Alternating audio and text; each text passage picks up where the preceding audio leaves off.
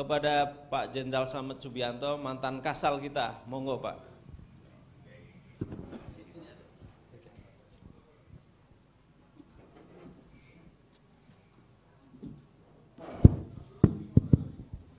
Assalamualaikum warahmatullahi wabarakatuh. Pertama-tama saya merasa terhormat untuk bisa bicara di depan Bapak-Bapak sekalian. Tapi saya juga ingin meyakinkan apakah benar Bapak-Bapak ini masih cinta pada negeri ini.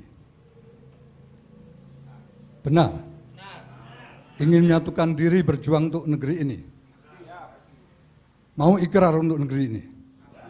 Ayo berdiri, ikrar sama saya. Untuk menyatukan diri. Jangan tanggung-tanggung. Ya.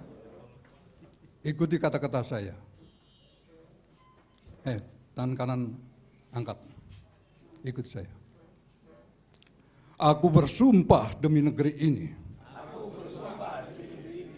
Negara Kesatuan Republik Indonesia. Satu. Kami bangsa Indonesia, berketuhanan yang Maha Esa. Dua, kami bangsa Indonesia, berkemanusiaan yang adil dan beradab. Tiga, kami bangsa Indonesia, menjunjung tinggi persatuan dan kesatuan Indonesia. Empat, kami bangsa Indonesia, berkerakyatan yang dipimpin oleh hikmat kebijaksanaan dalam permusyawaratan perwakilan. Lima, kami bangsa Indonesia, berkeadilan sosial bagi seluruh rakyat Indonesia. Terima kasih. Bapak Ibu sekalian, kenapa saya mengajak Bapak Ibu berikrar? Karena pada dasarnya Pancasila itu bukan hal sepele, tapi merupakan nilai-nilai kebenaran. Juga merupakan lintasan sejarah. Dan kebenaran itu kebenaran sejak Nabi Adam sampai sekarang. Hanya kita tidak mampu mengupas apa Pancasila itu. Oleh karena susunannya pun tidak bisa dirubah. Pancasila bukan, sebenarnya kalau kita bila jujur, bukan digali oleh Soekarno, tapi digali, disiapkan oleh para pendahulu kita. Sila pertama adalah kebenaran berdasarkan agama. Sila kedua, kebenaran berdasarkan ilmu, karena adil adalah harmonisasi pada sains, beradab adalah teknologi. Yang ketiga, kebenaran berdasarkan persatuan kesatuan. Yang keempat, kebenaran berdasarkan etika dan budaya bangsa. Yang kelima, ada kebenaran berdasarkan profesi. Nah, kalau kita jabarkan, kita lihat sejarah, makanya Bung Karno betul juga. Jangan sekali-kali meninggalkan sejarah. Bangsa ini kan meninggalkan sejarah bangsanya. Kalau tidak salah, surat Yusuf 111 ya Pak ya, mengatakan ya, bahwa sesungguhnya pada kisah-kisah mereka yang lalu, itu merupakan suatu pengajaran bagi mereka yang berpikir. Nah, kalau kita cermati, perjuangan pertama sejak kita dijajah oleh VOC dilakukan oleh para tokoh agama. Perang di Ponorogo adalah perang kebenaran berdasarkan agama. Yang kedua, 1908, perjuangan melalui ilmu. Yang ketiga, setelah kita merdeka, rakyat bentuk kelompok-kelompok perjuangan, itu merupakan cikal bakal dari TNI. Yang empat, raja dan sultan dengan kekayaannya dia mendukung logistik perjuangan itu sendiri. Yang kelima, rakyat. Dan nilai inilah yang disepakati sebagai asas sifat dan jati diri bangsa. Dan bertolak dari nilai inilah, maka ada suatu perkumpulan Raja Sultan yang tidak diekspos sekitar tahun 23-27 yang menyatukan wilayahnya menjadi satu wilayah besar Nusantara ini. Lalu dari itu maka tercetuslah Sumpah Pemuda 28. Jadi yang terbentuk bangsa ini adalah bangsanya dulu negara ini, bukan negara, baru negaranya. Konsepnya sangat berbeda jauh. Bangsa baru negara, landasannya nilai, berbeda dengan negara baru bangsa, landasannya kepentingan. Sistem penghancurannya pun berbeda. Kalau negara dulu secara fisik wilayahnya, Irak, Libya, dan sebagainya itu. Karena bangsa, maka yang dianjurkan filosofinya Pancasila itu. Karena ini yang mengikat bangsa ini. Nah, bertolak dari filosofi itulah, maka dirumuskan suatu undang-undang. Undang Dasar 45, di mana dalam perumusannya diputuskan negara kita negara kekeluargaan. Sehingga setiap pasal yang ada di undang-undang ada nuansa jiwa kekeluargaannya. Pasal 27 dan 34 adalah pasal-pasal yang dimaksudkan untuk menyinggung apabila pemerintah itu tidak berhasil melaksanakan tugasnya. Ya mohon maaf, saya belum mengenalkan diri. Saya memang mantan Kasal periode 2005-2007. Sebutannya bukan jenderal tapi laksamana. Dan saya kebetulan memimpin Majelis Kebangsaan Pancasila Jiwa Nusantara. Saya sudah berjalan 400 titik seluruh negeri ini, sampai ke daerah OPM di Genyem dan daerah GAM di utara sana. Satu, apabila Pancasila tegak, ucapannya OPM, batas Papua Nugini akan diangkat. Karena di situ adalah sukunya juga. Begitu pula yang ada di GAM sana.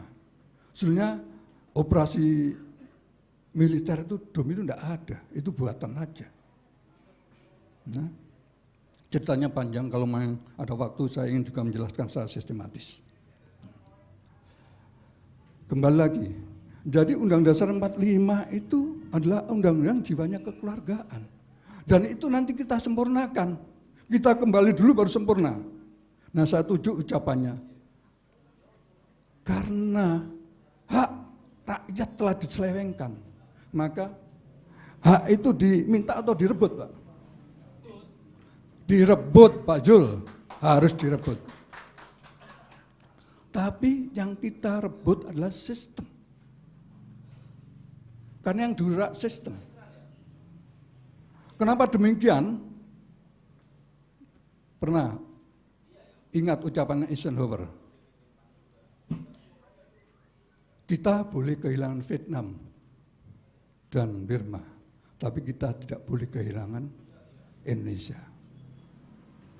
Nixon, kita kalah perang dengan Vietnam, tapi kita mendapat hadiah terbesar Indonesia. Terakhir Bush, Indonesia adalah sapi perah Indonesia. Amerika. Artinya apa? Bahwa Indonesia itu sangat strategis. Terletak di antara 0 derajat 15 utara selatan. Kalau ini diputar, partikel akan berkumpul pada titik itu. Artinya Indonesia terletak pada pusat mineral dunia. 4 selat besar dunia ada di sini. Jadi siapa yang menguasai Indonesia akan menguasai dunia. Nah, pernah dicoba zamannya Soekarno, direbut dengan kekuasaan. Dengan kekuatan, hard power, tidak berpisah. Nah, pertemuan 54 di Middelburg antara Pangeran Bernhard dengan Rockefeller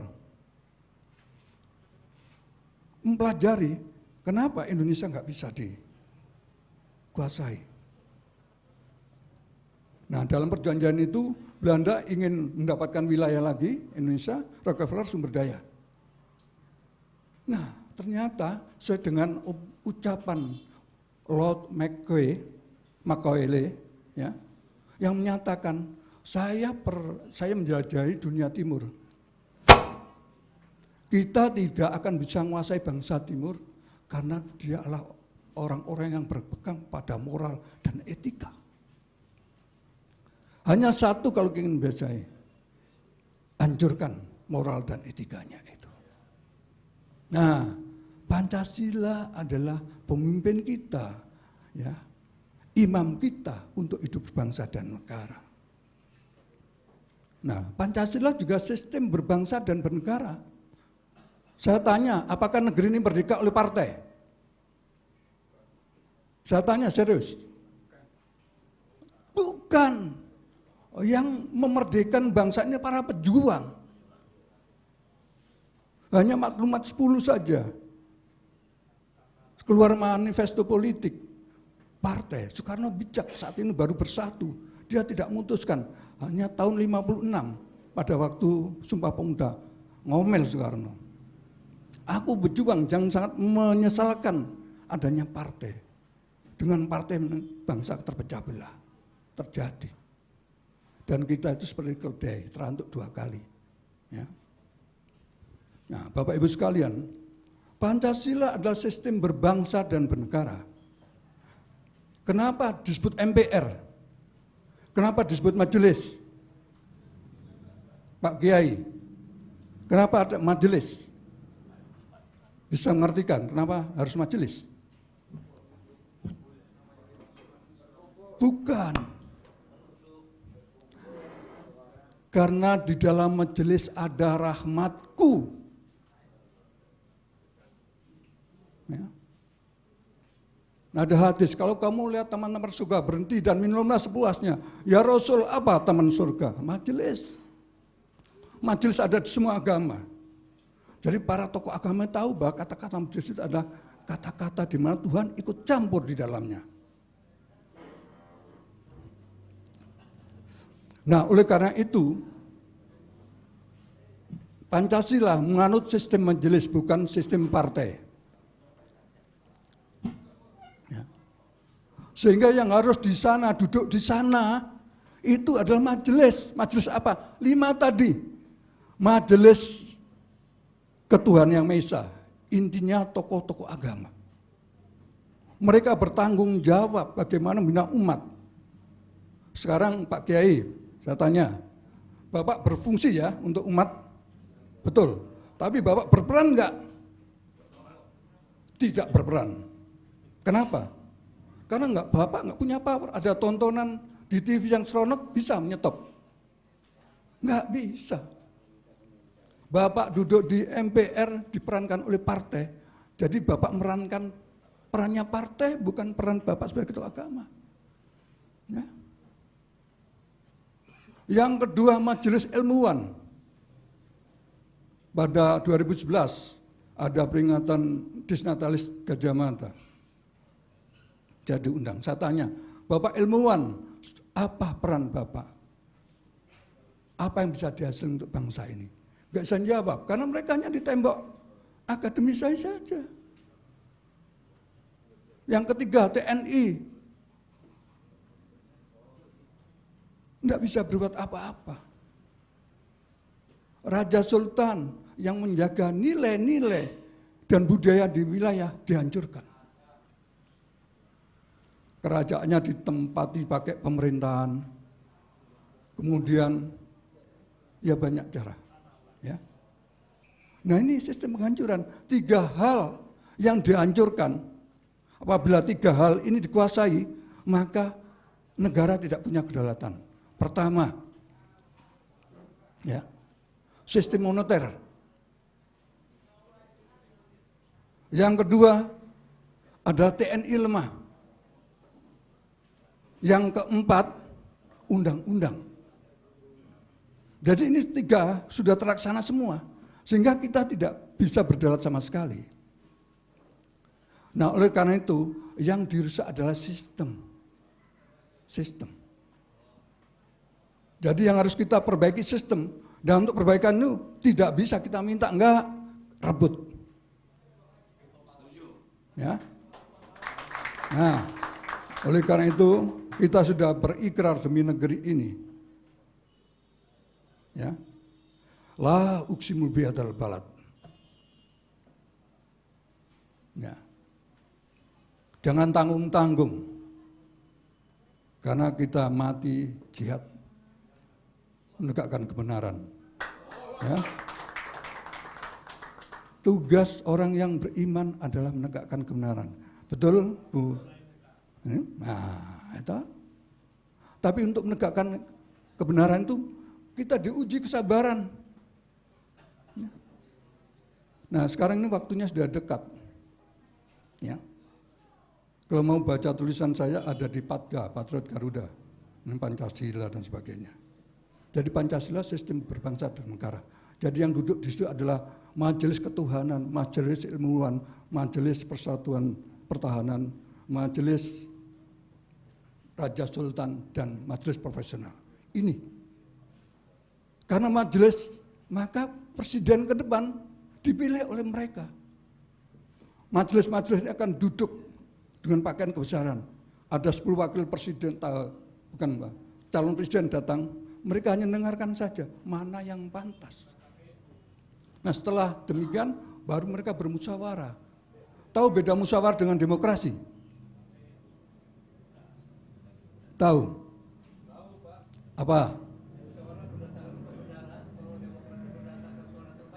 Ah, sekarang hampir benar. Kalau musyawarah itu hak bicara. Kalau demokrasi hak suara. Karena tadi yang dianjurkan adalah nilai filosofi.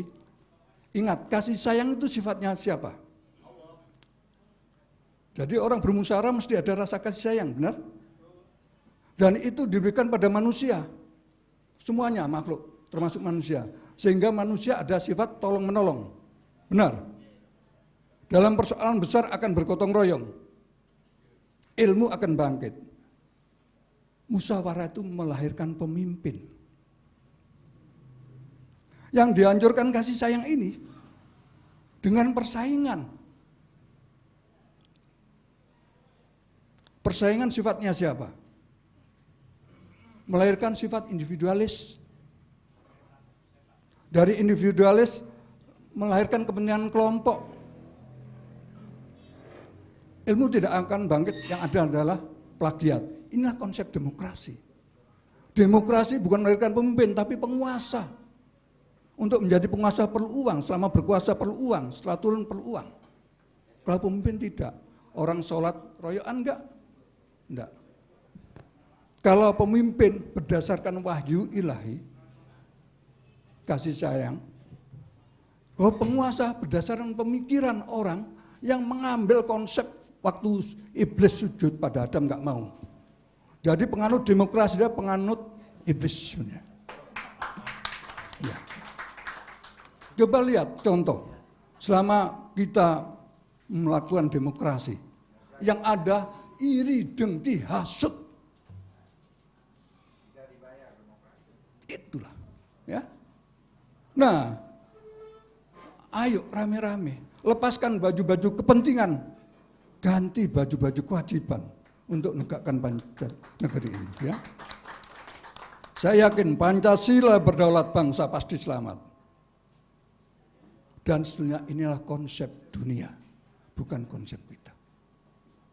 Kebenaran Tuhan mulai dari Nabi Adam sampai sekarang. Ya. Nah, Bapak Ibu sekalian, sekali lagi saya merasa terhormat dan terima kasih.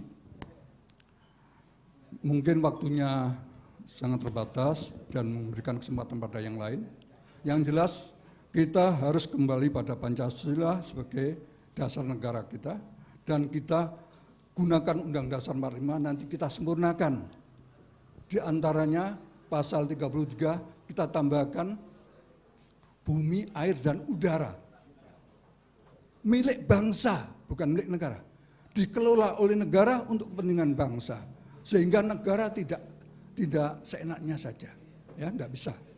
Nah, presiden dan departemennya ya, itu adalah I.O. saja. Tahu enggak? Sebenarnya kalau kita cermati, ini sumbu X ini sumbu E. X itu ke atasnya adalah Pancasila, Ketuhanan Yang Maha Esa dan seterusnya. E-nya adalah Undang Dasar 45, sehingga resultantenya adalah NKRI. Sekarang Pancasila diturunkan, tidak lagi Ketuhanan Yang Maha Esa tapi keuangan Maha Kuasa. Tidak lagi perkebunan seadil dan tapi HAM. HAM inilah menyudutkan TNI, sehingga TNI harus dibawa kendali sipil. Ya, kurang ajar, pinter memang. Yang ketiga, persatuan ganti otonomi daerah. Anak bangsa sendiri yang menginginkan terpecah belah itu, federasi. Habis. Ya, ntar. Ya, satu lagi. Demokrasi, musyawarah ganti demokrasi. Keadilan sosial ganti kelompok.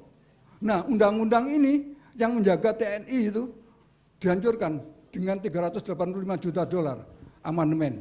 Sehingga resultantenya adalah kemana NKRI. Ya, segera demikian. Terima kasih atas perhatiannya. Semoga apa yang kita sampaikan untuk kepentingan bangsa ini benarnya adalah dari Allah. Kalau ada kesalahan adalah dari saya. Terima kasih. Wassalamualaikum warahmatullahi wabarakatuh. Terima kasih, Jenderal.